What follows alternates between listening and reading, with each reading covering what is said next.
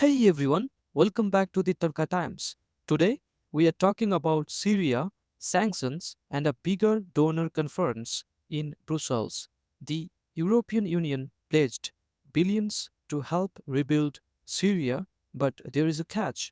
Sanctions are still a major barrier. Let's dive into the details. At an European Union led donor conference this week, countries pledged 5.8 billion euros to support Syria and its neighbors. Germany contributed 300 million and the EU upped its commitment to 2.12 billion.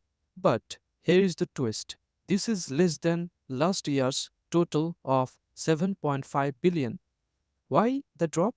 Well, governments are being cautious, and the US isn't rushing to boost its support. Here is the problem. Even with all this money, investing in Syria is still a headache because of sanctions. The EU has eased some sanctions, like allowing investments in energy and infrastructure, but broader sanctions make it harder for Syrians in Europe to send money home. It's like having a wallet full of cash, but no way to spend it. The European Union is walking a tightrope. On one hand, they want to prevent chaos and another civil war by giving Syrians hope. On the other hand, they are keeping a close eye on Syria's new leadership. KajaKallas, the European Union's foreign policy chief, warned that chaos could create civil war. So, the European Union is moving forward with sanctions relief, but cautiously. Meanwhile, the European Union is waiting for the US to make up its mind. Unlike the European Union, United States sanctions apply globally, which means banks are super cautious about dealing with Syria. One European Union official said many financial institutions simply don't want to touch it. It's like trying to play a game where half of the players are using different rules. Syria's interim foreign minister, Assad al Shibani, isn't happy.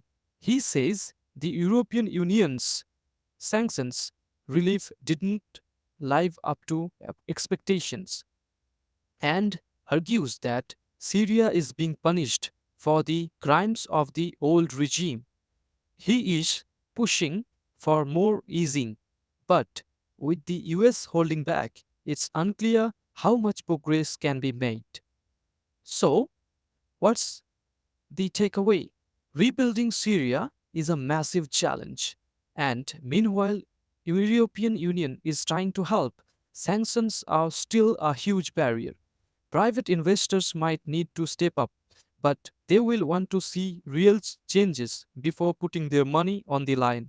It's a tough situation, but one thing is clear: Syrians can't wait forever. Thanks for watching. If you find this video informative, don't forget to give it a thumbs up, share it with others, and subscribe to the channel for more stories that mix global issues with a dash of insight.